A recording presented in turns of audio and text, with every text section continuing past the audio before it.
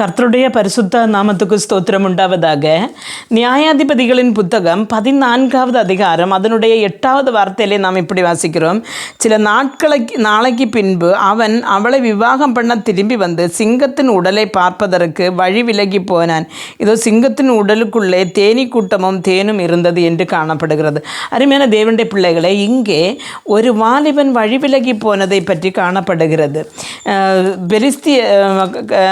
கர்த்தர் பெலிஸ்தருடைய கரங்களில் இருந்து இஸ்ரவேலரை மீட்டுக்கொள்ள வேண்டும் என்று நினைத்து அதற்காக ஒரு மனுஷனை இந்த உலகத்தில் கொண்டு வர வேண்டும், ஒரு அபிஷேகம் பண்ணி கொண்டு வர வேண்டும் என்று நினைத்தார். அப்படி பிள்ளைகள் இல்லாதிருந்த மனோவா என்ற ஆசாரியனுக்கு அரசன் மனைவிக்கு தேவதூதன் என்ன செய்கிறார்? பிரத்யட்சமாகி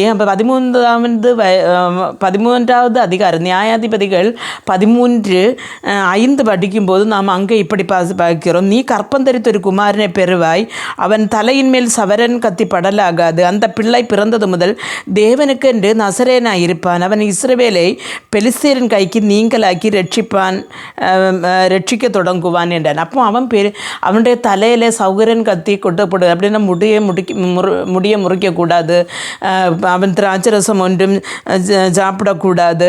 அப்படி அவன் ஒரு நசரேய விரதம் எடுத்து அவன் வளர வேண்டும் அப்படின்னு சொல்லி அவனை பிரத்யேக ஒரு பிள்ளையாக இவர்களுக்கு கொடுக்கிறார். ஆனால் சின்ன வயதிலிருந்து கொஞ்சம் வரும்போது பெலிஸ்தியருக்கு எதிராக இவன் புறப்பட தொடங்குவான் அப்படின்னு இல்லைன்னு சொல்லி, அப்போ இவர்களும் அதை கேட்டு அந்த பிள்ளையை அப்படி தான் வளர்த்தார்கள், நன்றாக தான் வளர்த்தினார்கள். ஆனால் அவன் வாலிப பருவம் ஆன போது தன் தாய் தந்தர்களுடைய பேச்சை கேட்காமல் அவன் தன் பெலிஸ்தியரை அழிக்கத்தான் கர்த்தர் இவனை அபிஷேகம் பண்ணி இந்த பூமியில் சிம்சோனை அனுப்புகிறார். ஆனாலும் அந்த சிம்சோன் தன்னுடைய பெலிஸ்தியரிடத்திலிருந்தே ஒரு அழகான பெண்ணை கண்டு விவாகம் செய்யும்படியாக போகிறார். அப்போ போகிற வழியிலே அங்கே அவனுக்கு என்ன காணப்படுகிறன்னு சொன்னால் ஒரு சிங்கத்தை வழியில் காண்கிறான். சிங்கத்தினுடைய சிங்கத்தை கொண்டு விட்டு ஒரிக்க போகிறான். பிறகு திரும்பி வந்து மீண்டும் அந்த சிங்கம் கடந்த வழியிலே அவன் பார்ப்பதற்காக திரும்பி போகும் பொழுது அங்கே சிங்கத்தின் உடலிலே தேன்கூடு இருக்கிறது கண்டு வழி விலகி போனான் என்று வேதம் சொல்லுகிறது.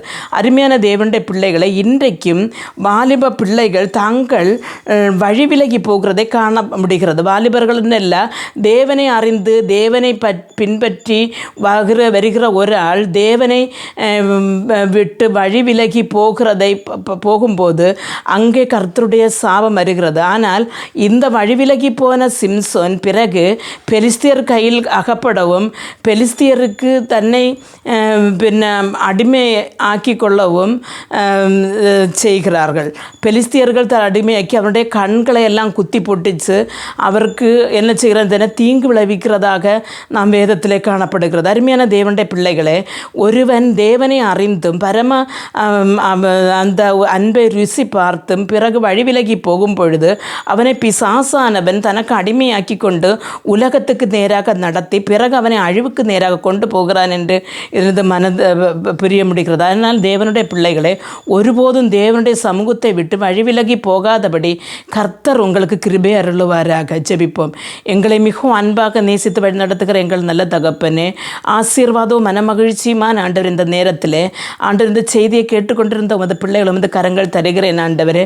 தங்களுடைய வாழ்வு பருவமானாலும் ஆண்டவரை முதிர் வயதானாலும் இள வயதானாலும் ஆண்டவரே கர்த்தரை ஆண்டவரை ருசி பார்த்த இவர்கள் ஒருபோதும் ஆண்டவருடைய வழியை விட்டு விலகி போகாதபடி இரத்த கோட்டைக்குள் நீர் மறைத்து கொள்ளும் ஆண்டவரே. அப்பா, நீர் இந்த உலகத்தில் அவர்களை அனுப்பினதின் சித்தம் இன்னதென்று அறிந்து அதன் வழி நடக்க கிருபை செய்யும். இயேசு கிறிஸ்துவின் நாமத்தில் ஜெபிக்கும் போது ஜெபத்தை கேட்டு பதில் தாரும் ஜீவனுள்ள தகப்பனே, ஆமென்.